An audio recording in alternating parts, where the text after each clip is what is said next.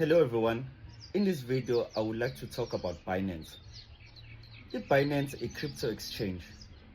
Ziwu-3 inkampani emhlabeni wonke, top 3 companies ezi-Bitcoin exchange.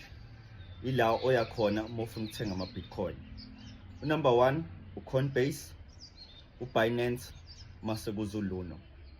Now, into interesting ngo-Binance ukuthi within these 3 companies, Binance kuphela one-token live. Binance une-token elibizwa nge-BNB. Meaning, uma ufuna uku-investa ku-Binance, uyakwazi ukuthenga i-coin labo, i-BNB. As it goes up in value, so will your investment. The reason why ngikhuluma ngo-BNB is because i-value yayo ngiyayibona.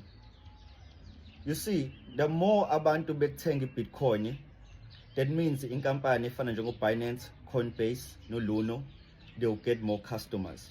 If they get more customers, that means i-value yenkampani will keep going up.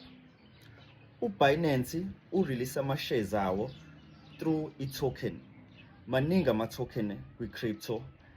Mina angifocusile kulawo ama-token o-Dogecoin o-bani.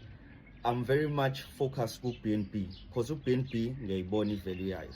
More interested kwi-BNB token iyatholakala kwi-Binance app. I-BNB token ayitholakali kwi-Luno and ayitholakali futhi kwi-Coinbase. So please do your research kwi-Binance na kwi-BNB token. Uyi-download i-Binance app ubone ukuthi i-BNB token iperforma kanjani. If udinga usizo ngiyatholakala ku-WhatsApp. So besibonane futhi.